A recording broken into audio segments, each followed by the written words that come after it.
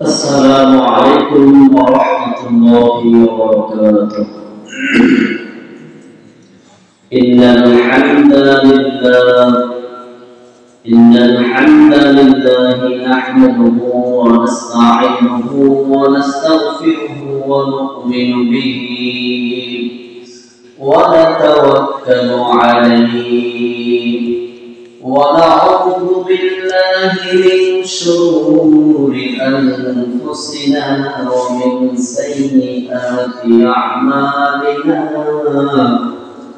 من يهده الله فلا مضل له ومن يضلله فلا هادي له.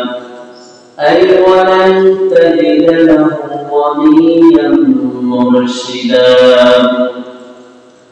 أما بعد فأعوذ بالله من الشيطان الرجيم. بسم الله الرحمن الرحيم.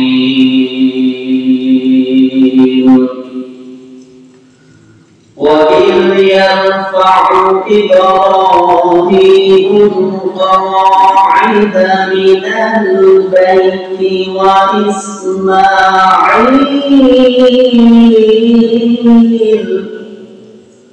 ربنا تقبل منا إنك أنت السميع العليم.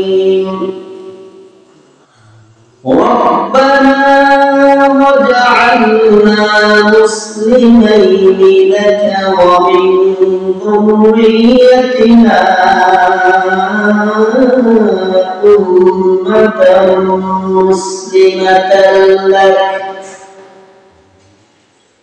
وأرنا مناسكنا وتب علينا إنك أنت التواب الرحيم.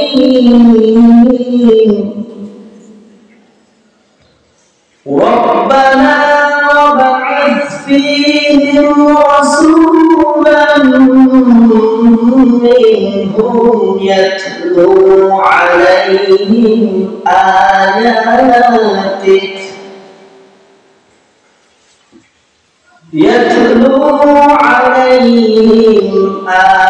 آياتك ويعلمهم الكتاب والحكمة ويزكيهم إنك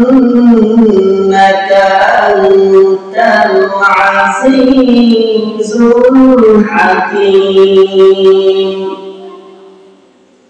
صدقت يا رب العالمين وصدق رسولك النبي الكريم. وعن أبي هريرة رضي الله تعالى عنه قال سمعت النبي صلى الله عليه وسلم من حج لله فلم يرفث ولم يفسق رجع كيوم ولدته أمه. رواه متفق عليه. وقال تعالى في شان حبيبه مخبرا وآخرا وداعيا إلى الله بإذنه وسراجا وقمرا منيرا. إن الله وملائكته يصلون على النبي يا أيها الذين آمنوا صلوا عليه وسلموا تسليما اللهم صل على محمد وعلى آل محمد كما صليت على إبراهيم وعلى آل إبراهيم إنك حميد مجيد اللهم بارك على محمد وعلى آل محمد كما باركت على إبراهيم وعلى آل إبراهيم إنك حميد مجيد بلغ العلا بكماله كشف الدجى بجماله حسنت جميع خصاله صلوا عليه وآله محمد آخر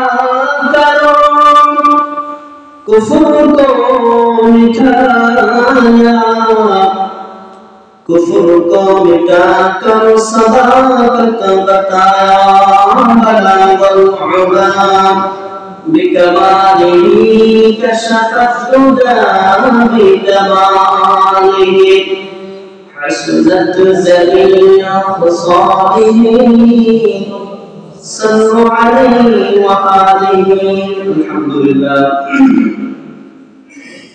वशुक्रुलिल्लाह আল্লাহ সুবহানাহু ওয়া তাআলার দরবারে লক্ষ কোটি শুকর সুজুদ জ্ঞাপন করছি যিনি আমাদেরকে জিলহজ মাসের তৃতীয় জুমায় সকলকে ইয়াউম জুমার দিনে সকলের আগে নিজ ঘর থেকে আল্লাহ তাআলার ঘর পর্যন্ত আসা বসার তৌফিক নসিব করেছেন সেই লক্ষ্যে আমরা সকলে উচ্ছ্বাসিত কণ্ঠে আনন্দ চিত্তে হৃদয়ের সবটুকু ভালোবাসাকে উজাড় করে শরীরের সবটুকু শক্তিকে ঠোঁটের কাছে এনে আমাদের জবানের জড়তা দুর্বলতা সংকীর্ণতাকে ঝেড়ে ফেলে দিয়ে আবেগে আমেজ মিশিয়ে সকলে আনন্দ চিত্তে পড়ছি আলহামদুলিল্লাহ ربنا لك الحمد حمدا كثيرا طيبا مباركا فيه يا ربي لك الحمد كما ينبغي لجلال وجهك وعظيم سلطانك অতঃপর আমরা লক্ষ কোটি দরুদ ও সালামের হাদিয়া পেশ করছি আমাদের হৃদয়ের স্পন্দন সর্বকালের সর্বশ্রেষ্ঠ মহামানব মানবতার মহান শিক্ষক জনাব মুহাম্মদ রাসূলুল্লাহ সকলে পড়ছি সাল্লাল্লাহু আলাইহি ওয়াসাল্লাম প্রিয় উপস্থিতি আলোচনা শুরু করার পূর্বে আত্মার মাগফিরাত কামনা করছি সেই সকল মুরব্বিয়ানে কেরামের যারা আমাদের মাঝ থেকে সফর করেছেন আমাদেরকে রেখে যারা দুনিয়া থেকে বিদায় নিয়ে অন্ধকার কবর যাত্রী হয়েছেন আল্লাহ সুবহানাহু ওয়া তাআলা যেন প্রত্যেকের মুর্দার কবরকে জান্নাতের বাগান বানিয়ে দেন বলছি আমিন প্রিয় উপস্থিতি আজকে আমরা অত্যন্ত গুরুত্বপূর্ণ একটি বিষয় নিয়ে আলোচনা করব ইসলামের পাঁচটি স্তম্ভের মধ্যে একটি হচ্ছে হজ আর এখন হজের মৌসুম চলছে তো আজকে আমরা আজকের খুতবায় জিলহজ মাসের তৃতীয় খুতবায় আজকে আমরা হজ এবং বাইতুল্লাহ তথা খানায়ে কাবা নির্মাণ ইতিহাস নিয়ে আলোচনা করব ইনশাআল্লাহ আল্লাহ পাক সকলকে এই ঘরের ভিতরে একটু কষ্ট হচ্ছে আমাদের বসতে তারপরে একটু জমাবার চলে আসছে আমরা একটু ধৈর্য সহকারে বসি আল্লাহ পাক সকলকে শেষ পর্যন্ত ধৈর্য সহকারে আলোচনা শোনার এবং বোঝার তৌফিক দান করুন বলি আমিন। হজটাকে আল্লাহ রাব্বুল আলামিন ইব্রাহিম আলাইহিস সালামকে একটি পরীক্ষা দিয়েছে, পরীক্ষায় সে হজের দায়িত্ব দিয়েছে। ইব্রাহিমকে যখন আল্লাহ রাব্বুল আলামিন হজের কার্যক্রমকে সম্পন্ন করার নির্দেশ প্রদান করলেন, ইব্রাহিম আলাইহিস সালাম বললেন, রব্বুল আলামিন এত বড় দায়িত্ব আমি ছোট মানুষ কিভাবে পালন করব? সঙ্গে সঙ্গে আল্লাহ রাব্বুল আলামিন বললেন, ইব্রাহিম যদি তুমি হজের কাজকে সম্পূর্ণ করতে চাও এই পৃথিবীর জমিনে, যদি তুমি হজের কাজকে বাস্তবায়ন করতে চাও তাহলে তোমাকে তিনটা পেশা বেছে নিতে হবে, তিন পেশায় কাজ করতে হবে। এক নম্বর পেশা তুমি রাজমিস্ত্রির কাজ করতে হবে, দুই নম্বর পেশা তোমাকে ঝাড়ু দেওয়া পরিষ্কার পরিচ্ছন্নতার কাজ করতে হবে, তিন নম্বর পেশা তোমাকে আযান দেওয়ার কাজ করতে হবে, মুয়াজ্জিনগিরি করতে হবে। তুমি যদি তিনটা কাজ করতে পারো, তিনটা পেশা গ্রহণ করতে পারো, তাহলে তুমি হজের কাজকে বাস্তবায়ন করতে পারবে। আল্লাহ রাব্বুল আলামিন কোরআনুল কারীমের মধ্যে ইব্রাহিম আলাইহিস সালামকে খানায়ে কাবা নির্মাণ করেছিলেন, অর্থাৎ তিনি রাজমিস্ত্রির কাজ করেছিলেন, সেই বিষয়টা রব্বুল আলামিন কোরআনুল কারীমের দ্বিতীয় নম্বর সূরা সূরাতুল আল-বাকারার 127-28 নম্বর আয়াতের মধ্যে তিনি বলেন, ওয়া ইয ইয়ারফাউ ইব্রাহিমুল কাওয়াইদা মিনাল বাইতি ওয়া ইসমাঈল রাব্বানা তাকাব্বাল মিন্না ইন্নাকা আনতাস সামিউল আলীম। আল্লাহু আকবার। আল্লাহ রাব্বুল আলামিন ইব্রাহিম নবীর কথা আমাদের রাসূল সাল্লাল্লাহু আলাইহি ওয়াসাল্লামকে বলছেন, মুহাম্মদ আপনি স্মরণ করুন সেই সময়ের কথা যখন হযরত ইব্রাহিম এবং তার সন্তান হযরত ইসমাঈল আলাইহিস সালাম বাপ বেটা দুইজন মিলে খানায়ে কাবার ভিত্তি স্থাপন করলেন, নির্মাণ করলেন। সেই সময়ের কথা আপনি স্মরণ করুন, কিভাবে নির্মাণ করলেন। আল্লাহ রাব্বুল আলামিন যখন নির্দেশ দিলেন, হযরত ইব্রাহিম আলাইহিস সালাম বললেন, ইয়া রাব্বুল আলামিন আমি কি পাথর দিয়ে, কোন ধরনের মেশিন দিয়ে, কোন ধরনের পদার্থ দিয়ে, উপাদান দিয়ে আমি খানায়ে কাবা নির্মাণ করব? আল্লাহ রাব্বুল আলামিন ইব্রাহিম নবীকে পাঁচটা পাহাড়ের নাম বললেন, পাঁচটা পাহাড়ের নাম বললেন আর বললেন এই পাহাড়গুলো থেকে পাথর সংগ্রহ করে খানায়ে কাবার কাজ তুমি সম্পূর্ণ করবা।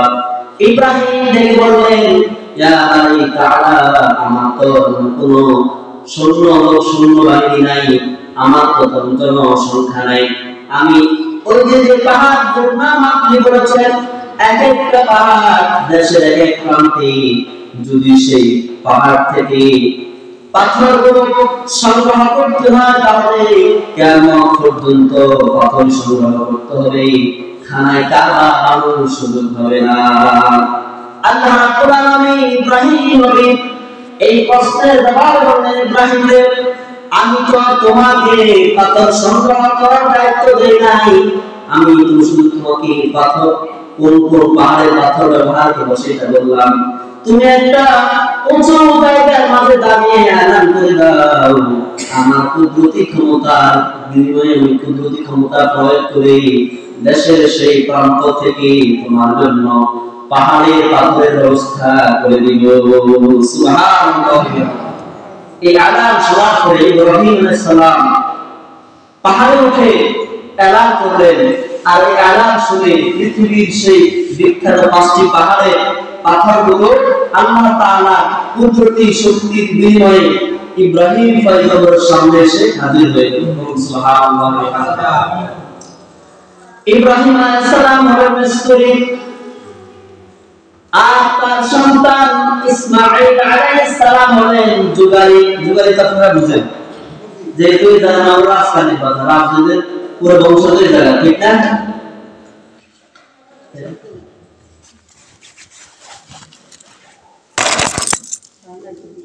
আপনারা দেখতে জানেন আমরা রাজকারীর বাজার, রাজকারীর মসজিদ, রাজকারীর বাজার মাদ্রাসা, মোটামুটি এই রাজমিস্ত্রির কোন বিষয় আশা করি আপনাদের বলা লাগবে, আপনারা সবকিছুই বুঝেন, ঠিক না? তো হযরত ইব্রাহিম আলাইহিস সালাম হলেন রাজমিস্ত্রি, আর যিনি মিস্ত্রিকে সহযোগিতা করেন তাকে আমরা কি বলি? জুবাইর বলি না, বা হেল্পার বলি। হযরত ইব্রাহিম আলাইহিস সালাম পাথরের সিমেন্টের একসাথে করে মশলা বানিয়ে তিনি খানায় কাবা ভিত্তি স্থাপন শুরু করলেন। আর যখন একটু উঁচা হয়ে গেল তখন তিনি আর লাভ পাইতেছে না উঁচা হওয়ার কারণে, তখন একটা পাথর ব্যবহার করে মশলার একটু পাথর তিনি ব্যবহার করেছেন। ওই পাথরের উপরে পা রেখে তিনি ওই ভিত্তি স্থাপন করেছেন। আর ওই পাথরটা বলা হয় মাকামে ইব্রাহিম। কি বলা হয়? মাকামে। সেই পাথরটা খানায় পাওয়া এখনো রয়েছে, এবং সেই পাথরের মাঝে পাথর কি শক্ত না নরম? কি বলেন, পাথর কি শক্ত না নরম? শক্ত না? ইব্রাহিম নবীর পায়ের দাগ সেই পাথরের মাঝে এখনো আছে। সুবহানাল্লাহ। আল্লাহ তাআলা স্মৃতি হিসেবে পৃথিবীর মানুষকে দেখানোর জন্য দাগটা এখন রেখে দিয়েছেন। ইব্রাহিম আলাইহিস সালামের পায়ের দাগ, পায়ের মেজটা, ওই পাথরের নাম হচ্ছে মাকাম ইব্রাহিম। সেই মাকাম ইব্রাহিম পাথরের মাঝে দাগটা এখনো আছে। হযরত ইব্রাহিম আলাইহিস সালাম যখন সুন্দর করে বাইতুল্লাহর কাজ তিনি সম্পন্ন করতেছিলেন, নির্দেশটা দিলেন কে? কার নির্দেশে? আল্লাহর নির্দেশে। আল্লাহর ঘর বানাচ্ছেন, কিন্তু তারপরেও তার মনে হয় আমাদের এই কাজটা আল্লাহ পাক কবুল করেন কিনা, মনে হয় টেনশন। এই জন্য ইব্রাহিম আলাইহিস সালাম এবং তার সন্তান দুইজন মিলে একত্রিত হয়ে আল্লাহর দরবারে দোয়া করছেন আর বলছেন, রব্বানা তাকাব্বাল মিন্না, ও আমার রব, ও আমার স্রষ্টা মহামহিম, আপনি আমাদের কাছ থেকে আমাদের এই কাজকে, আমাদের নির্মাণটা আপনি কবুল করেন। ইন্নাকা আনতাস সামিউল আলিম, কারণ আপনি হচ্ছেন সর্বশ্রোতা সর্বজ্ঞ। সুবহানাল্লাহ। ইব্রাহিম নবী যখন কাজগুলো সম্পন্ন করলেন, যখন খানায় কাবার কাজ সম্পন্ন করলেন, তখন তিনি আরেকটা দোয়া করলেন। তিনি এবং তার সন্তান মিলে আরেকটা দোয়া করলেন আর বললেন, রব্বানা ওয়াজআলনা মুসলিমাইনি লাক, ও আল্লাহ, ও মহান রব, আপনি আমাকে আর আমার সন্তান ইসমাঈলকে মুসলমান বানিয়ে দেন। সুবহানাল্লাহ। কি বানাইতে বলছে? জোরে বলেন, মুসলমান। মুসলমান হওয়া কত জরুরি! আল্লাহ রাব্বুল আলামিন কোরআন কারীমের মধ্যে অন্যত্র বলেছেন, ওয়ালা তামুতুন্না ইল্লা ওয়া আনতুম মুসলিমুন। হে মুসলমান, হে ঈমানদার, তোমরা মৃত্যুবরণ করিও না মুসলমান হওয়া পর্যন্ত। মুসলমান না হইয়া কবর আসিও না। ঈমানদারদেরকে বলতে যারা লা ইলাহা ইল্লাল্লাহু মুহাম্মাদুর রাসূলুল্লাহ শিক্ষা দিয়েছে তারা ঈমানদার। আর ঈমানদারদেরকে আল্লাহ রাব্বুল আলামিন উদ্দেশ্য করে বলছেন, তোমরা মুসলমান হওয়ার আগ পর্যন্ত দুনিয়ার জীবন শেষ করে কবরে আসিও না। যদি মুসলমান না হয়ে কবরে আসো তাহলে কিন্তু কবরের ব্যবহার এত সুন্দর হবে না। এই জন্য হযরত ইব্রাহিম আলাইহিস সালাম আমাদের পিতা, তিনি দোয়া করেছেন, রব্বানা ওয়াজআলনা মুসলিমাইনি লাক, আল্লাহ আপনি আমাকে আর আমার সন্তানকে মুসলমান বানিয়ে দেন। খেয়াল করেন, এই দোয়ার মধ্যে একটা শিক্ষা আছে আমাদের। তিনি এই দোয়া করে ক্ষান্ত হন নাই, সামনে আরো বলছেন, ওয়া মিন যুররিয়াতিনা উম্মাতান মুসলিমাতান লাক, ও ও আল্লাহ আপনি শুধু আমি আর আমার সন্তানকে মুসলমান বানাবেন এমন নয়, বরঞ্চ আমাদের বংশ থেকে এমন একটা গোষ্ঠী, এমন একটা দল তৈরি করে দেন মুসলিমাত আল্লাহ, যারা হবে মুসলমান। বলেন সুবহানাল্লাহ। অর্থাৎ আমার ছেলের মাধ্যমে আপনি এমন একটা উম্মত, এমন একটা জাতি দিবেন যে জাতি হবে, যে জাতি নাম হবে কি মুসলমান জাতি। কি নাম হবে? মুসলমান জাতি। এজন্য কোরআনের কারিমে অন্য আয়াতে আসছে মিল্লাতা আবিকুম ইব্রাহিম ওয়া সাম্মাকুমুল মুসলিমিন। ইব্রাহিম হলো মুসলমান জাতির পিতা, আর এই মুসলমানের নাম মুসলমান রেখেছেন হযরত ইব্রাহিম আলাইহিস সালাম। গত জুমায় একটু আলোচনা করেছিলাম এই সম্পর্কে। তাহলে তিনি তো আরো অন্যান্য দোয়া করতে পারতেন। আজকে আমাদের দেশে কত নেই, কত দলে আমরা বিভক্ত হয়ে গেলাম। কেউ আহলে হাদিস, কেউ সুন্নি, কেউ ওয়াহাবি, আছে না নাই? আছে না? কেউ কওমি, কেউ আলিয়া, কত ভাবে আমরা বিভক্ত হয়ে গেলাম। হযরত ইব্রাহিম আলাইহিস সালাম দোয়া শিখিয়েছেন, দোয়া করেছিলেন এত দল হওয়া যাবে না, আমরা সবাই এক দলের মানুষ। সেই দলের নাম হলো ইসলাম দল, মুসলমানের দল। কিন্তু আজকে আমরা নিজেকে মুসলমান বলে পরিচয় দেই না। অনেক সময় অনেক মানুষ আমাকে প্রশ্ন করে, হুজুর আপনি কি সুন্নি না ওয়াহাবি? প্রশ্ন করে, হুজুর আপনি সুন্নি না ওয়াহাবি? কে বলে? আচ্ছা, কবরে গেলে কি এই প্রশ্ন করা হবে তুমি সুন্নি না ওয়াহাবি? এই প্রশ্ন তো আমাদের করা হবে না, হ্যাঁ? কবরে গেলে প্রশ্ন করা হবে তোমার রবকে, তোমার প্রভুকে, ওয়া মা দীনুক, তোমার ধর্ম কি? মানে ধর্ম কি? মানে তো কি হবে? ইসলাম। কি হবে? অর্থাৎ তুমি কোন ধর্মের অনুসারী ছিলা? তোমার বলা আমরা ইসলাম ধর্মের অনুসারী ছিলাম, যদি আমরা ইসলাম মানি আর কি, অর্থাৎ মুসলমান ছিলাম। সেখানে কি বলবে? তোমার ধর্ম কি? আর আমি ধর্ম সুন্নি ধর্ম, এটা কি বলবো? তাহলে এই সমস্ত আউল-বাউল প্রশ্ন আমাদেরকে শেখাই কি? আর এগুলো আমাদের মনে কেন আসে? সুন্নির সহজ সঙ্গে আমি বলি, যারা বেশি বেশি মিষ্টি খায় এরা হলো সুন্নি। কিভাবে জানেন? তাদের এদের কাজ হলো শুধু খানা। শুধু কি? যত দিবস আছে তার কথা হলো আমরা খানার আগে মায়ের দিচ্ছি না, কাজের কথা। আমাদের দেশে যারা কথা কিন্তু সুন্নি আছে, এরা শুধু খাওয়ার পিছনে না, মিলাদ যেখানে সেখানে তারা আছে, যেখানে বিরোধী আছে সেখানে তারা আছে। সময় কথা বলেন, সময় মাপ বলেন, এরপরে ঈদ বলেন, আশুরা বলেন, যত দিবস নবীও আছে, খেতে দেওয়া তো প্রয়োজন নাই। খানা কি সামনে সমাজ থেকে ফরল খানাতে খবর নাই, এই মানুষের ধার্য করে টাকা উঠায়, তারপর জিরাতি কিনে, মিষ্টি কিনে, আশার জমায়, নাস্তা-নাস্তি করে এগুলো আসলো রাসূলুল্লাহ আদর্শ নয়।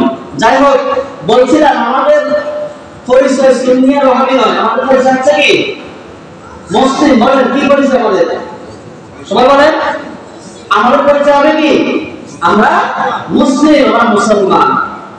এই ইসলামটাকে প্রতিষ্ঠা করার জন্য আমার রাসূল মার দিয়েছেন, এত ত্যাগ স্বীকার করেছেন, আর আমরা সেই ইসলামকে বাদ দিয়ে এখন কত তরিকা আমরা বাইরে করছি। আল্লাহ পাক সকলকে সঠিক বোঝার তৌফিক দান করুন, আমিন। তো বলছিলাম ইব্রাহিম আলাইহিস সালাম কিন্তু তিনি ইচ্ছা করলে নিজের জন্য দোয়া করে ক্ষান্ত হতে পারতেন, তিনি ক্ষান্ত না হয়ে বললেন রব্বানা ওয়া জাআলনা মুসলিমাইন লাকা ওয়া মিন যুররিয়্যাতিনা উম্মাতান মুসলিমাতান লাক। আল্লাহ আপনি আমাকে ইসমাঈলকে মুসলমান বানাবেন, বিষয়টা এমন নয়, বরং আমাদের দুইজন থেকে যে বংশ দুনিয়াতে বিস্তার লাভ করবে তাদেরকে আপনি মুসলমান বানিয়ে দিবেন। সুবহানাল্লাহ। এখন মুসলমান হওয়ার দরকার আছে না নাই? সবাই বলেন এখন মুসলমান কাকে বলে সেটা জানা দরকার না দরকার নেই? কিছু মানুষ মনে করে লা ইলাহা ইল্লাল্লাহু মুহাম্মাদুর রাসূলুল্লাহ। অর্থ হচ্ছে আল্লাহ ছাড়া কোনো মাবুদ নাই, হযরত মুহাম্মদ মুস্তাফা সাল্লাল্লাহু আলাইহি ওয়াসাল্লাম আল্লাহ তাআলা রাসূল। ঠিক আছে নি কথা? অনেক মানুষ মনে করে এই কালিমাটা পড়তে আর বিশ্বাস করলে সে মুসলমান না, সে মুসলমান নয়। কোরআনের ভাষায় সে হলো মুমিন, ঈমানদার। কি মুমিন, ঈমানদার। বাংলাতে বলা হয় ট্রাস্টওয়ার্থি, ইংরেজিতে বলা হয় ট্রাস্টওয়ার্থি, বাংলা বলা হয় বিশ্বস্ত ব্যক্তি, বিশ্বাসী মানুষ। যিনি বিশ্বাস করেন আল্লাহ আছেন, রাসূল আছেন, ফেরেশতা আছেন, কিয়ামত হবে, হায়াত মওত আছে, যিনি বিশ্বাস করেছেন তাকে বলা হয় ঈমানদার, মুমিন। কি বলা হয়? ঈমানদার, মুমিন। আর এই ঈমানদার মুমিনদেরকে আল্লাহ পাক বলেন মুসলমান হও। শুধু ঈমান আনলে চলবে না।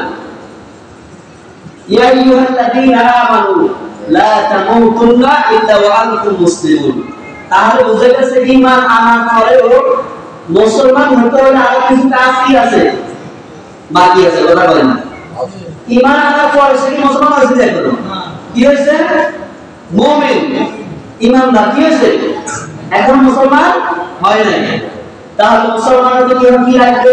আগে বুঝলেন ঈমান মানে আনতা শাহাদা আল্লা ইলাহা ইল্লাল্লাহ। আল্লাহ বলেছেন আনতা শাহাদা আল্লা ইলাহা ইল্লাল্লাহ। রাসূল বর্তমান বলেছেন, জিবরাইল ফেরেশতা এসে বলল, ইয়া রাসূলুল্লাহ মান ঈমান, আখবিরনি মাল ঈমান। ও আল্লাহর রাসূল, আপনি ঈমান সম্পর্কে একটু আমাদের নলেজ দেন, একটু বলেন। রাসূল জিবরাইল ফেরেশতা বললেন, আল ঈমান আন তাশহাদা লা ইলাহা ইল্লাল্লাহ ওয়া আন্না মুহাম্মাদার রাসূলুল্লাহ সাল্লাল্লাহু আলাইহি ওয়াসাল্লাম। আল্লাহর নবী বললেন, ঈমান হলো তুমি এই কথা সাক্ষী দিবা আল্লাহ তাআলা হলেন এক, তার কোনো শরীক নেই, আর মুহাম্মদ সাল্লাল্লাহু আলাইহি ওয়াসাল্লাম আল্লাহ তাআলার রাসূল। এই দুইটা কথা সাক্ষী দেওয়ার নাম কি? কথা বলেন। এই দুইটা কথা সাক্ষী দেওয়ার নাম কি? ঈমানদার, ঈমানদারি। আর যিনি সাক্ষী দেয় তাকে বলা হয় ঈমানদার, মুমিন। কিন্তু সে এখন মুসলমান হয় নাই। ফেরেশতা জিবরাইল আবার প্রশ্ন করলো, ওয়া আখবিরনি মাল ইসলাম। ইয়া রাসূলুল্লাহ, ইসলাম কি একটু বলেন আমাকে, ইসলাম সম্পর্কে। হযরত রাসূল কারীম সাল্লাল্লাহু আলাইহি ওয়াসাল্লাম ফেরেশতা জিবরাইল বললেন, ইসলাম হলো তুমি 5 ওয়াক্ত নামাজ পড়বা। কি বলবা? কি করবে? 5 ওয়াক্ত নামাজ পড়বা। রমজান মাস আসলে তুমি রোজা রাখবা। এরপরে তুমি যদি তোমার সামর্থ্য থাকে তাহলে এক বছর ভিতরে তুমি একবার যাকাত দিবা। এক বছর কয়বার? একবার সামর্থ্য থাকলে। আর যদি তোমার সামর্থ্য থাকে বাইতুল্লাহ জিয়ারতের তৌফিক থাকে তাহলে তুমি জীবনে একবার হলেও বাইতুল্লাহ জিয়ারত করবা। এগুলো হলো ইসলামের কাজ, ইসলামের প্রাথমিক কাজ। এটা বলেন নামাজ পড়া, নামাজ না পড়লেও কিন্তু ঈমানদার হওয়া যায়। কি হওয়া যায়? ঈমানদার হওয়া যায়। নামাজ না পড়লেও কি হওয়া যায়? ঈমানদার হওয়া যায়। ঈমানদার হওয়ার জন্য যে একটা কাজ করতে হবে, লা ইলাহা ইল্লাল্লাহ মুহাম্মাদুর রাসূলুল্লাহ। এই কথা পড়বেন, মুখে বলবেন, অন্তরে বিশ্বাস করবেন। হ্যাঁ, এটা হলো ঈমানের সংজ্ঞা। আর ইসলাম কি? ইসলাম হলো আপনি যে কথাগুলো মুখে বললেন, যেটা বিশ্বাস করবেন, সেটা আপনার পায়ের তালু থেকে মাথার তালু পর্যন্ত 3.5 হাত দৈর্ঘ্য আপনি বাস্তবায়ন করবেন। এটা হলো ইসলাম। সুবহানাল্লাহ। তাহলে ইসলাম আর ঈমানের ব্যবধানটা বুঝছেন তো আপনারা? এবার বলেন, আমাদের সমাজে কালিমা পড়ার লোক বেশি, মানে কালিমা শুধু কালিমা পড়ছে লোক বেশি, নাকি কালিমা পড়ার পরে 5 ওয়াক্ত নামাজ, রমজানের রোজা, হজ, যাকাত আদায় করে এরকম লোক বেশি? কি বলেন? শুধু কালিমা পড়ার বেশি না? তার মানে আমরা সবাই ঈমানদার আছি। আর আল্লাহ আমাদের বলছেন, ইয়া আইয়ুহাল্লাযীনা আমানু, হে ঈমানদারের গোষ্ঠী, হে ঈমানদারের দল, লা তামুতুন্না, তোমরা মৃত্যুবরণ করিও না, ইল্লা ওয়া আনতুম মুসলিমুন, তোমরা মুসলমান হওয়া ছাড়া মৃত্যুবরণ করিও না। তাহলে এই মুসলমান হওয়ার জন্য হযরত ইব্রাহিম আলাইহিস সালাম আমাদেরকে দোয়া শিখিয়েছেন, এবং তিনি নিজের জন্য দোয়া করেছেন এবং তার ভবিষ্যৎ প্রজন্মের জন্য তিনি দোয়া করে গিয়েছিলেন। আর সেই দোয়ার বিনিময়ে আজকে আমরা মুসলমান। আজকে আমরা কি মুসলমান। যাই হোক, আলোচনার পয়েন্ট হারিয়ে গেলে আবার আলোচনা শেষ করা সম্ভব হবে না। যাই হোক, এখানে মূল কথা ছিল ইব্রাহিম নবী নিজেকে মুসলমান পরিচয় দিয়েছে আর তার অনাগত উম্মতের জন্য মুসলমানের ইসলামের দোয়া করেছেন। কিন্তু আজকে আমরা ইসলাম বাদ দিয়ে বিভিন্ন তরিকা গ্রহণ করে আমরা বিভিন্ন দলে বিভক্ত হয়ে গেছি। এবং ইব্রাহিম নবী 2 নাম্বার দোয়া করলেন ওয়া আরিনা মানাসিকানা ওয়া তুব আলাইনা।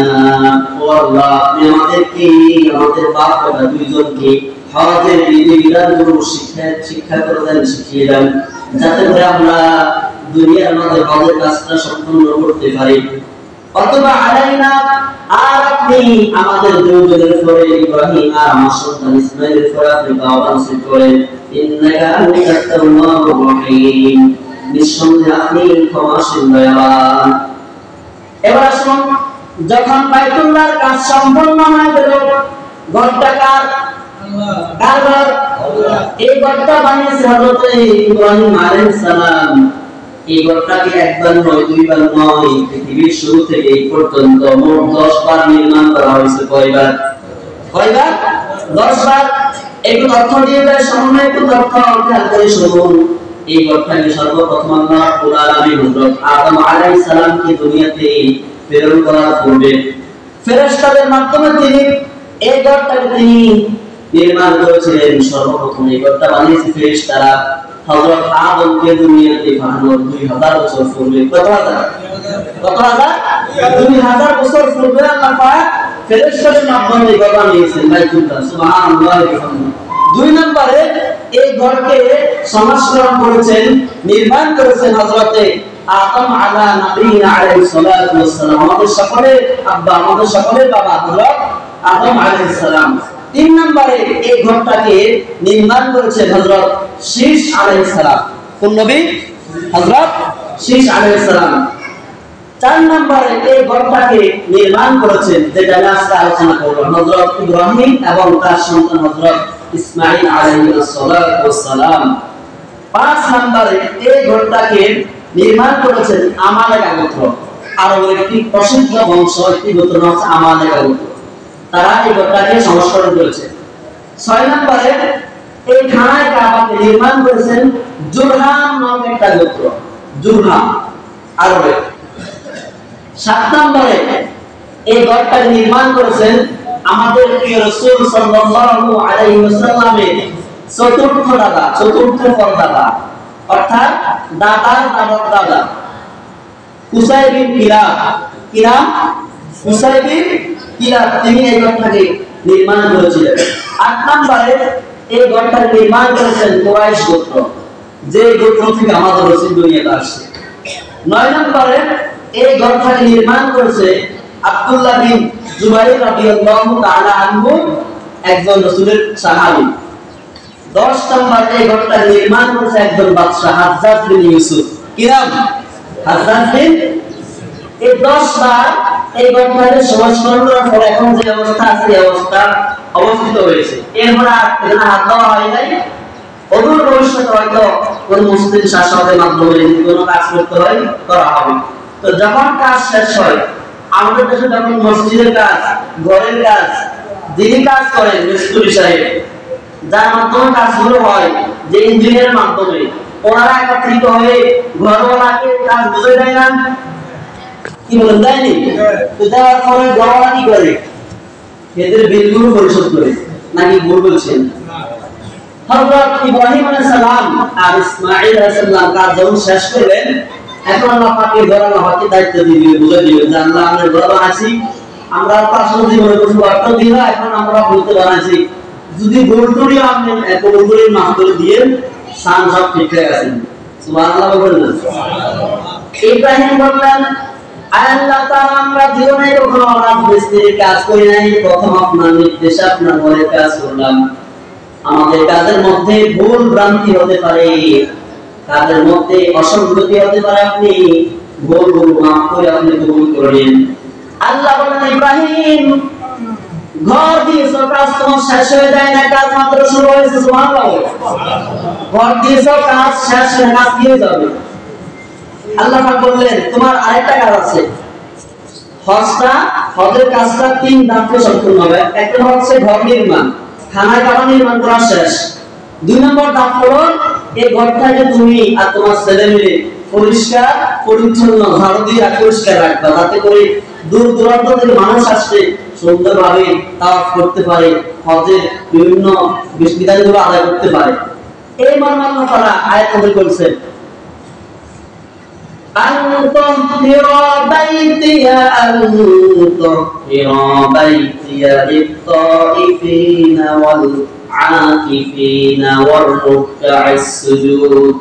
ইব্রাহিম ও ইসমাঈল তোমরা দুইজন মিলে আমার ঘরটাকে পবিত্র করো, পরিষ্কার পরিচ্ছন্ন করো। কাদের জন্য? লিত্তাইফিনা, 1 নম্বর যারা বিভিন্ন দেশ থেকে বিভিন্ন প্রান্ত থেকে এই ঘরটাকে তাওয়াফ করার জন্য আসে তাদের জন্য।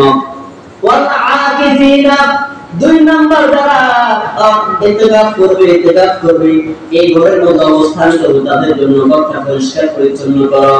3 নম্বর কথা বলছেন ওয়াল রুকআস সুজুদ, রুকু সাজদা অর্থাৎ যারা নামাজ পড়বে এই ঘরের মধ্যে মুসল্লিদের জন্য ঘরটাকে পরিষ্কার পরিচ্ছন্ন করো। সুবহানাল্লাহ। এই আদেশটা দিয়েছেন কে? আল্লাহ। কাকে দিয়েছেন? একজন জগৎ বিখ্যাত একজন সেরা পয়গম্বর যার কাজে হচ্ছে খলিলুল্লাহ, কি এরকম একজন নবীকে আল্লাহ পাক নির্দেশ দিয়েছেন যে ঘর রাখো। এখন আমরা অনেকে মসজিদ ঝাড়ু দেওয়াকে এটাকে মানে ছোট লোকের কাজ মনে করি, এটা মনে করি না? অনেক সময় মসজিদে মসজিদ ঝাড়ু দিয়েছে, একটু আগে দিয়েছে, এখন একটা ময়লা মসজিদ করতে অনেকে তো পছন্দ দিয়া মদরসা পর্যন্ত এই ময়লা বলে সামসা কথা না আসলে না মদন সাহেবের সবক দেন মুসল্লি সাহেব এই যে ময়লা রয়েছে, অথচ মসজিদের এই ঝাড়ু দায়িত্ব মদন সাহেবের নয়, কোন মুসল্লিরা এখন কারো দায়িত্ব নয়, ইমাম সাহেব তো নয়, খতিব সাহেব নয়, এটা তোরা কার? সবার। কার? সবার। যারা ইব্রাহিমের উম্মত, ইব্রাহিমের সন্তান, তাদের সকলের দায়িত্ব এটা।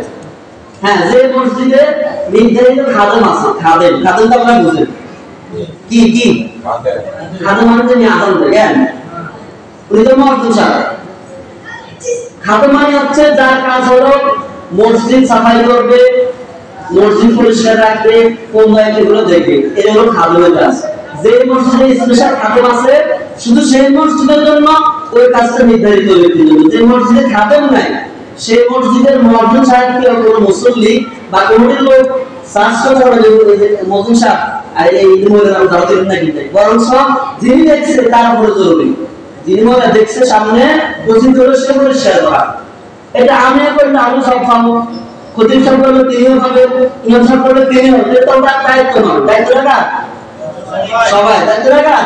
সবাই। যিনি করবেন তিনি সওয়াব পাবেন। বুঝছেন কথা কি? আচ্ছা যাক, আর যে মসজিদে নির্ধারিত খাদেম থাকে সেই মসজিদ শুধুমাত্র এই কাজটা খাদেমের জন্য, কারণ তাকে রাখা হয়েছে এই কাজের জন্য। বাকি যদি কোনো ব্যক্তি সওয়াব কামাতে চায় কোনো সমস্যা নেই। তো এই হলো মাসালা। এখন অনেক সময় অনেক জায়গায় আমাদের এলাকাতে মদরসা চাকরি ছাড়াই দিছে গত সপ্তাহ আগে সপ্তাহ। মদরসা সাহেবের অভিযোগ, দেখো আপনারা তো সুইফাইও ছিলেন না, মসজিদও ছিলেন না, কি সমস্যা? বলে বাজারের পাবলিক টয়লেট, তা মসজিদের না কোন জায়গা? বাজারের পাবলিক টয়লেট। বাজারের পাবলিক এনে আইলা চাইলা পাবলিকরা সবাই প্রস্তাব পায়খানা করে। সবচেয়ে দুঃখের বিষয় হলো শুধু প্রস্তাব পায়খানা করে এটা নয়, এটা আপনাদের একই অবস্থা। এত পরিমাণে সিগারেট বেরিয়ে কেন পাওয়া যায়? আমার দুঃখ আর লজ্জা লাগে যে একজন মানুষ, সুস্থ মানুষ কেমনে বলে সিগারেটটা, এটা খাওয়ার জায়গা? এই খাওয়ার জায়গা নেই। কেমনে আমি কিছুদিন হলো আমি এগুলো আনি কোনো কাজ হলো? এটা কোনো ভদ্র মানুষের কাজ? কথা বলতে না, এটা প্রায় দেখানি খাই দিত। তো মানে আমরা যদি না দাঁড়িয়ে লেগে করতে আসি মোট বাথরুমের সব চাইবো না, অনেক সময় ফাইবার বন্ধ পাওয়া না, সিগারেট তোমার তো বন্ধ সব পুরো রাখছে। এখন আসলে ইয়ামা সামনে বাথরুম সাফ করে না, পরিষ্কার করে না, সে মুসলিমরা বারবার টয়লেটে সব করে যাবো। চিন্তা করছে মসজিদে যারা কোন জায়গায় মানে মসজিদে ব্যর্থতা জায়গা আপনি রেখেছে নাউজুবিল্লাহ বলছেন না। ইসলামের প্রথম মসজিদ জানেন আপনারা? হযরত ইব্রাহিম আলাইহিস সালাম। তিনি সর্বপ্রথম আযান দিয়েছেন বাইতুল্লাহ নির্মাণ করার পরে এরপর দ্বিতীয় হচ্ছে বিলাল রাদিয়াল্লাহু তাআলা আমনে যিনি আমাদের সকলের বাবা হযরত ইব্রাহিম আলাইহিস সালাম তার কাছে ছিল আযান দেওয়া, তিনি আযান দিয়েছেন। আর সেই আযানটা ওই সমস্ত মানুষের মধ্যে যে সমস্ত মানুষগুলো মায়ের রেহেমের মধ্যে ছিল, বাবার পৃষ্ঠদেশে মায়ের বক্ষের মধ্যে ছিল, সেই সমস্ত ব্যক্তিরাও শুনছে আযানটা। সেই আযান হযরত ইব্রাহিম আলাইহিস সালাম। আর আপনি সেই মুয়াজ্জিনকে বাথরুমে না দেওয়া হয়েছে। এজন্য আমরা মুয়াজ্জিনের দায়িত্ব সেটাও বুঝি না, ইমামটাও বুঝি না, আর মেথরটাও বুঝি না। ওই ইমাম সাহেব দিয়ে বদল সাহেব দিয়ে বাজার বাথরুম সাফ করে দেওয়া হয়েছে। এজন্য এই হচ্ছে আমরা একজন না তো সাইলে একজন না তো দেখি কারণ মুয়াজ্জিনের কাছে আর বাজার বাথরুম সাফ করে নিল। যাই হোক, এখানে বলতেছিলাম যে ইব্রাহিম নবী যদি মসজিদ ঝাড়ু দিতে পারে তো আমি আমার মন দেখতে ধীরে ধীরে ঘুরে ঘুরে এটা সমস্যা। মহম্মদ সাহেব ঝাড়ু মাত্র দাঁড়াইছে, এখন একটা মনে করছে এটা আমরা দিলে তো সব পাইলাম নাকি। এখন মহম্মদ সাহেব ঝাড়ু দেওয়ার পরেও আমি এসে বলেন যে মহম্মদ সাহেব আইডি ইনি বলে উঠছে, তার মানে আমার মন্দিরের কাছে শুধু মহম্মদ সাহেব নির্ধারিত, শুধু খাদামে নির্ধারিত, আপনার ধারণা আপনি সব পাইতেছে। তাহলে এই ভুল করা যাবে? আল্লাহ পাক সকলকে বোঝার তৌফিক দান করুন। আচ্ছা, যাক আলোচনা শেষ পর্যায়ে এইবার 2 নম্বর কাজ ইব্রাহিম আর তার সন্তান ইসমাইলের মসজিদ বাইতুল্লাহ খানায় কাবা পরিষ্কার পরিচ্ছন্ন রাখা। 3 ধরনের ব্যক্তির জন্য: তাইফিন, আকিফিন, রাকিঈন, সাজিদিন। এরপরে যখন পরিষ্কার পরিচ্ছন্ন করলেন, আল্লাহ বললেন ইব্রাহিম বাতনা বান্দাও وَأَذِّنْ فِي النَّاسِ بِالْحَجِّ يَأْتُوكَ رِجَالًا وَعَلَى كُلِّ ضَامِرٍ يَأْتِينَ مِنْ كُلِّ فَجٍّ عَمِيقٍ। আল্লাহু আকবার। আল্লাহ বললেন ইব্রাহিম আযান দাও, মানুষের মাঝে আযান দিয়ে দাও। وَأَذِّنْ فِي النَّاسِ بِالْحَجِّ, হজের ঘোষণা মানুষের মাঝে দিয়ে দাও। ইব্রাহিম বললেন ইয়া তাআলা, আমি তো এত বলিষ্ঠ কণ্ঠের অধিকারী নই। ওমা ইয়াদরুকু সাউতি, ও আল্লাহ আমার গলার আওয়াজটা সারা বিশ্বের মানুষ শুনবে কিনা, আমার তো এত গাছ শক্তি নাই, আওয়াজ করব না। আল্লাহ বললেন ইয়া ইব্রাহিম আযিন ওয়া আলাইয়াল বালাগ, ইব্রাহিম তোমার কাজ আযান দিয়ে দাও, আযানটা দিয়ে দাও, মানুষের কর্ণ কমরে পৌঁছে দায়িত্ব কার? আল্লাহ। আল্লাহ বলে তুমি আযান দাও, মানুষের কানে কোনারিতে পৌঁছে দেওয়ার দায়িত্ব তোমার নয়, দায়িত্ব কার? আল্লাহ। ইব্রাহিম আযান দিলেন। ইব্রাহিম নবী জাবালে কুবাইস পাহাড়ের উপর তিনি উঠলেন আর আযান দিলেন ইয়া আইয়ুহান নাস কুতিবা আলাইকুম বিল হজ ফাহাজ্জু ইলাইহা। হযরত ইব্রাহিম আযান দিলেন আর বললেন হে মানব মণ্ডলী, হে মানব দানব, আল্লাহ একটা ঘর বানিয়েছে খানায় কাবা, তোমরা সেই ঘরটাকে তাওয়াফ করার জন্য ছুটে এসো। সুবহানাল্লাহ। তখনকার সময় যত মানুষ পৃথিবীতে ছিল প্রত্যেকের কানে আযানটা গেছিল। সুবহানাল্লাহ। কি বলছে? তদানীন্তন কালে যত মানুষ সেই সময়ে দুনিয়াতে বিদ্যমান ছিল প্রত্যেকের কানে, প্রত্যেকের কর্মকহরে আওয়াজটা গিয়েছে। তখন আমরা দুনিয়ায় ছিলাম? আমরা কি ছিলাম? আমরা ছিলাম কোথায়? ফি আলামিন আরওয়াহ, রূহ জগতে ছিলাম। আর আমরাও সেখানে আওয়াজ শুনতে পেয়েছি। আমাদের মাঝে যারা আওয়াজটা শুনে এই আযানের এই আহ্বানের সাড়া দিয়েছে, জবাব দিয়েছে লাব্বাইক আল্লাহুম্মা লাব্বাইক লাব্বাইক লা শারীকা লাক লাব্বাইক, যারা এই কথা বলে সাড়া দিয়েছে, জবাব দিয়েছে, আল্লাহ পাক রব্বুল আলামিন শুধুমাত্র তাদেরকে দুনিয়ার জীবনে হজের তৌফিক দিবে। সুবহানাল্লাহ। তাহলে বুঝাইছে যারা হজ করেছে বা হজ করবে তাদের সে রূহ জগতে ইব্রাহিম নবীর আযানের আওয়াজ তিনি শুনছেন এবং আযানের জবাব দিয়ে দিয়েছেন। আল্লাহ পাক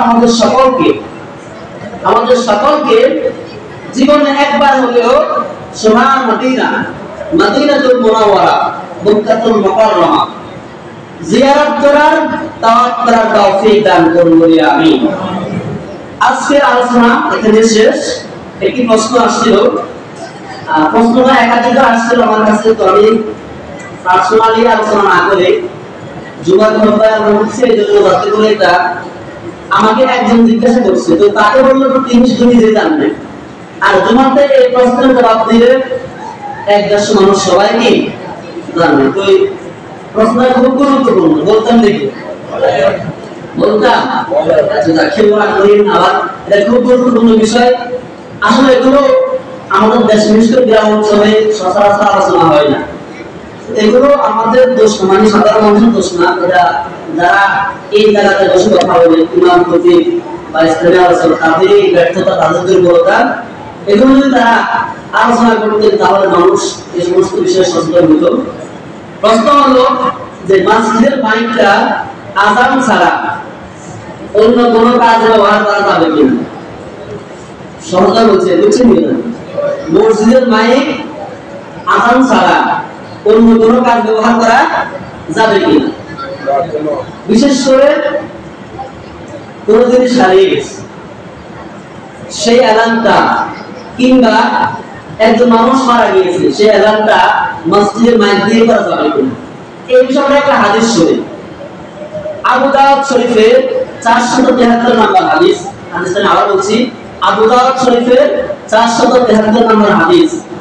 عن أبي هريرة رضي الله تعالى عنه قال سمعت رسول الله صلى الله عليه وسلم يقول من سمع رجلا ينشد قائلا في المسجد فليقل لا أدى الله إليك فإن المساجد لم يبنى لهذا। হযরত আবু হুরায়রা বলেন, খেয়াল করে শুনেন, হযরত আবু হুরায়রা বলেন আমি রাসূলকে বলতে শুনেছি একজন লোক, তিনি বলেন যদি তোমাদের মাঝে এমন কোন ব্যক্তি এমন কোন আওয়াজ শুনে, তোমাদের মাঝে কোন ব্যক্তি এমন কোন আওয়াজ শুনে যে কোন একজন ব্যক্তি মসজিদে এসে হারানো বিজ্ঞপ্তি দিচ্ছে, কি বিজ্ঞপ্তি? হারানো বিজ্ঞপ্তি দিচ্ছে, তখন যে ব্যক্তি এই অ্যালার্মটা শুনছে, মারাত্মক কথা, খেয়াল করে, যে ব্যক্তি অ্যালার্মটা শুনছে তার উচিত একটা দোয়া পড়া। কি পড়া? কি পড়া? দোয়াটা হলো ওই বলতে পারলে এখন তার উচিত সেজন্য বলে লাম আদাহু ইলাইকা, যে জিনিসটা হারিয়ে গিয়েছে, যে জিনিসটা হারানোর পরে পাওয়ার জন্য অ্যালার্ম করা হয়েছে, আল্লাহ পাক যেন কখনো সেই জিনিসটা ফিরিয়ে না দেয়। আল্লাহ পাক বলেন মানে অ্যালার্ম করেছে তো একটা ঘড়ি ইয়া দিয়েছে, নবীজি যে ব্যক্তি অ্যালার্মটা শুনছে সে যেন সঙ্গে সঙ্গে বলে আল্লাহ আমরা একটা ঘড়ি আর ফিরে দিই না। কথা মনে বুঝতে পারেন? মানে বদদোয়া, কি কি বদদোয়া, সহজ বুঝছেন তো? কেন? রাসূল বলেন ফাইনাল মাসাজিদা লাম ইউবনা লিহাদা, কারণ মসজিদকে আর মসজিদ সংক্রান্ত মাইক বিভিন্ন বিষয়গুলোকে এই জন্য বানানো হয় না, এটাকে শুধুমাত্র আল্লাহর ঘরের জন্য কি হয়েছে? বানানো হয়েছে। তাহলে এই হাদিস দ্বারা প্রমাণিত হলো কোন জিনিস হারিয়ে যাওয়ার পরে মসজিদের মাইক দিয়ে অ্যালার্ম দেওয়া যাবে না। বুঝছেন তো? গরু, ছাগল, মহিষ ইত্যাদি ইত্যাদি। তবে এখানে ইসলামিক স্কলাররা একটি রুখসত দিয়েছেন, একটু সহজ করেছেন, যদি কোনো মানুষ হারিয়ে যায়, কি হারিয়ে যায়? মানুষ হারিয়ে যায়, তাহলে মানুষ হারানো বিজ্ঞপ্তি দেওয়া যাবে। তবে এটা হচ্ছে যদি বিকল্প কোনো ব্যবস্থা নাই, মানে অন্য কোনো মাইক সাউন্ড সিস্টেম নাই যে বলবে, এরকম কোনো সাউন্ড সিস্টেম না থাকলে ওজন বসত বলা যায়, তাও না বলা উত্তম, না বলা কি উত্তম। আসুন এটা 2 নম্বর হচ্ছে মৃত মানুষের।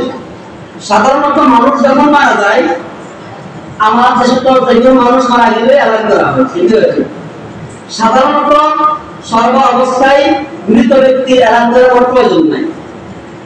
শুধুমাত্র মুতার যুদ্ধে, কোন যুদ্ধে? মুতার যুদ্ধে আল্লাহ রাসূল সাল্লাল্লাহু আলাইহি ওয়াসাল্লাম যে সমস্ত সাহাবীরা শহীদ হয়েছেন তাদের অ্যালার্মটা করেছেন মসজিদে মিম্বরে বসে। কোথায়? এই হাদিস থেকে যারা ইসলামিক স্কলার, যারা মুস্তাহিদ, তারা গবেষণা করে একটি এই সূত্র বের করেছেন, যদি কোনো মানুষ মারা যায় তাহলে সেটা অনেকগুলো বিষয় জরুরি হয়ে যায়। যেমন একজন মানুষকে অনেক মানুষ বিভিন্ন টাকা পাইতে পারে না, লেনদেনের বিষয় আছে, লেনদেনের বিষয় আছে। এই জন্য এই সমস্ত কারণে যদি কোনো মানুষ মারা যায় আর ব্যক্তিরা গুরুত্বপূর্ণ ব্যক্তি হয় তাহলে তার এলানটা মসজিদ থেকে করা যাবে, মাইকে হোক মাইক ছাড়া হোক। যেমন আমাদের এখানে মাইক ছাড়া বক্স দিয়ে বলি, এলান হবে না? হবে কি না? অথবা মাইক বক্স কিছু ব্যবহার করলাম, শুধু মাইক মুখে বললাম, এলান হবে কি হবে না? অর্থাৎ মসজিদ থেকে এই এলানটা কি করা যাবে। এখন সাধারণ এলান করা যাবে কিনা, যে কোনো মানুষ শুনলে এলান করা যাবে কিনা? এখানে যখন কোনো একজন মানুষ মারা যায়, সেই পুরুষ হোক মহিলা হোক, সেই সমাজে সেই মহল্লার মানুষ আছে, প্রত্যেকের উপরে একটা দায়িত্ব আছে জানাজার নামাজে শরীক হওয়া। এটা বলা ফরজে কিফায়া, আল ফরজু আলাল কিফায়া। এই কাজটা যদি ওই সমাজের কয়েকজনে করে, 4-5 জন করে, তাহলে প্রত্যেকের পক্ষ থেকে দায়িত্বটা কি হয়ে যাবে, আদায় হয়ে যাবে। সেই লক্ষ্যে মসজিদের মাইক ব্যবহার করে যেহেতু এখানে ফরজের বিষয় আছে, কিসের বিষয়? এখানে মূলত কিন্তু আপনার মৃত ব্যক্তির এলাকার উদ্দেশ্য না, মনে হচ্ছে কি এখানে এই দায়িত্বটা সবার উপরে, কেউ না শুনলে নামাজটা ভুলবে কি বলে।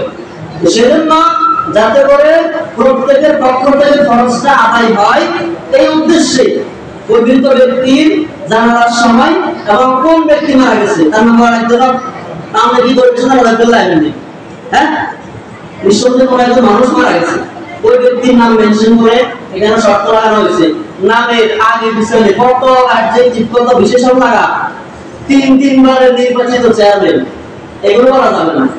হ্যাঁ, জন্মদিত মুফাসসির কোরআন কথা বলা যায়, আন্তর্জাতিক তমুক এই ধরনের কোন লকব উপাধি লাগানো, শুধুমাত্র নাম কি, শুধুমাত্র ওই ব্যক্তি যারা মানুষ ছিল এই নাম বলে বাস তার নাম ঘোষণা করবে। আমরা এখানে মাইকে এত মরে গেছে, এখন আবার 3 বারে নির্বাচিত চেয়ারম্যান, তার নাম বলতে আমরা এত মরে গেছি, এত ক্ষমতা এখনো দিয়েছে না। আমরা এত মরে গেছি, আমরা আপনার ভক্ত, আর আমরা যে ভালোবাসি ফেরেশতারা কিছু করতে করবো, এগুলো হারাম না যায়। শুধুমাত্র তার নামটা উল্লেখ করে অমুক লোক মারা গিয়েছে, অমুক সমাজের যারা আপনারা সকলে যারা পারেন উক্ত জানাজায় শরীক হয়ে তার আত্মার মাগফিরাত কামনা করুন। বুঝছেন কথা? এবার আসেন আরেকটা কথা বলি, শেষ। এই কথাটা অবশ্যই অনেক হুজুররা খালি জানুন বলা জরুরি, যেহেতু এখানে আমাদের এই সিনিয়র সাহেব রিকোয়েস্ট করছে সেটা কথা বলার জন্য, এই জন্য কথা করতেছি। এই হুজুররা এখন দিলে অনেক নিয়ম সভা কি দেবে, এখন কি বলতে পারে না বলতেন হুজুর আমরা এত আমরা সাইজ করে জমা দিয়ে আমরা সময় হাজার বলতে দিবেন, এটা অবশ্যই বলতে হচ্ছে নাকি বলতেন না? আমাদের দেশে আসলে কি বলবো, একটা কথা আছে, সারা গায়ে ক্ষত ওষুধ দিব কথা বলি, রোগ তো শেষ না, কয়টা আমি চিকিৎসা করবো। তো আমার দেশে বিভিন্ন মসজিদ আমার আগে বলে আসসালাতু ওয়াসসালামু আলাইকা ইয়া রাসূলুল্লাহ, মানে শুরু হতে পারবে আসসালাতু ওয়াসসালামু আলাইকা ইয়া হাবিবাল্লাহ, আসসালাতু ওয়াসসালামু আলাইকা ইয়া সাইয়্যিদুল মুরসালিন, আসসালাতু ওয়াসসালামু আলাইকা ইয়া শাফিউল মুসলিমিন। আসসালাম বিশেষ করে যখন ভারত দ্বারা জানেন আসলে নাই, আযানের আগে কোন ধরনের কথা বলা যাবে না, কারণ আযান হচ্ছে আল্লাহু আকবার, এই শব্দের কালিমার অর্থ হচ্ছে আল্লাহ সর্বশ্রেষ্ঠ। আচ্ছা বলেন আল্লাহু আকবারের সেই কোন বড় কালিমা দুনিয়াতে আছে? তা আমরা এখানে সালাতু সালাম বড় রাসূলের প্রেম দিয়ে আগে দিলেন কি গো, রাসূলকে আমরা এত বেশি ভালোবাসি, ভালোবাসা দেখতে আইন না এত আবেগ, এই জন্য মায়ের সামনে হাজির সালাতু হারাম, এগুলো সম্পূর্ণ হারাম কাজ এবং মনগড়া কাজ, কথা বুঝছেন? এটা বলা হয় সালাতু সালাম। আরেকটা আছে কি ফজরের সময়, কোন সময়? এটা অবশ্য আমাদের এখানে হয়, আজ থেকে এখানে আমাদের তো আপনি এখানে আছেন, ফজরের সময় ইমাম সাহেব ঘুমোতে উঠছেন আধা ঘন্টা আগে, খেয়াল করি কোন সময় হচ্ছে একটু টাইম দেখে দিলে আর কি, আমরা কষ্ট নিয়ে না আসলো যেহেতু গুরুত্বপূর্ণ সেখানে না বলে কিন্তু অর্ধেকে থাকে যে সমস্ত থাকে যে অর্থাৎ 2-3 মিনিট বলতাম নাকি।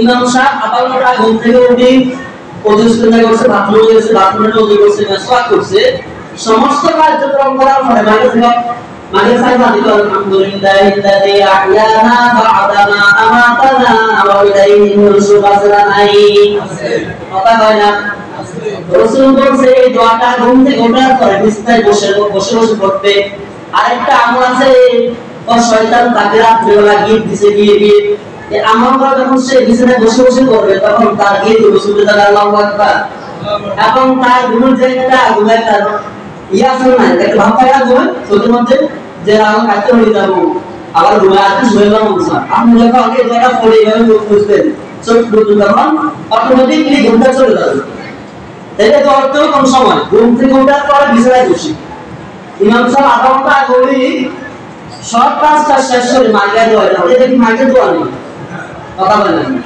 এই মাইকের দোয়া রাসূল বলেন নিদ্রাতে ওঠার সময় প্রায় দুনিয়ার কাজ কাম সব সারি মাইকের যায় এখন ইমাম সাহেব অবস্থাতে পাবলিক দিয়ে ওদের আপনারা বলুন কথা জানেন তো এর জন্য এই দোয়াটা মাইকের কাছে হয়ে যাচ্ছে ঘুম থেকে ওঠার পরে আরেকটা আমাদের দেশে অনেক সময় এটা আমরা গুরুত্বপূর্ণ মনে করি অনেক সময় আবার যে লোক এই কাজ করে তার খুব সুনাম সুবিধা বাড়ে তো আন্দোলন বর্তমান মত ঠিক আছে প্রতিদিন যে সুন্দর বদল কমায় দিই আমরা সবাই একটা পরিচিত হয়ে যায় আর এই আমাদের এলাম সন্তুষ্ট তো প্রতিদিন সব মধ্যে আসলে একটা বদল করে আসলে গজলের বিষয়ে গজলের ঘটনা অনেক মাসলা আছে গজল না আমার কাছে উত্তম বুঝছেন এখন ওই বদলের সময় মন্ত্র সবে একবারে দুনিয়ারে মানে আকাশ বাতাস সংকোচিত করে সুরক্ষিত করতে মা মনে খুশি করে এই সমস্ত বদল করে এগুলা রাসূলুল্লাহ জীবন করেন নাই কোন সাহাবীও করেন নাই বড় হুজুর কোন কোন অবস্থা মানুষ থেকে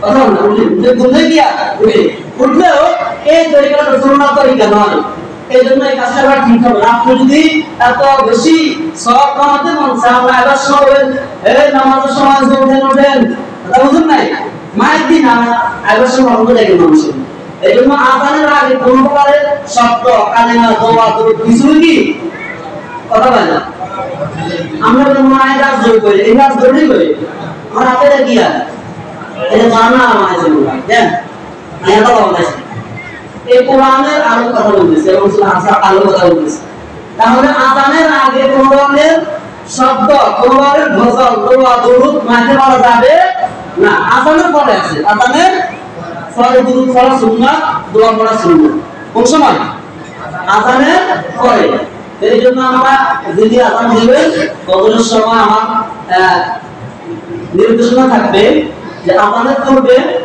অতিরিক্ত বেশি চিন্তা করার দরকার নাই সংক্ষেপ আযানটা দিলে আযান পড়তে দোয়াটা আগে করবেন অথবা দরুদ শরীফে পড়বেন আযানের পরে বাস তাহলে সুন্নাত আদায় হবে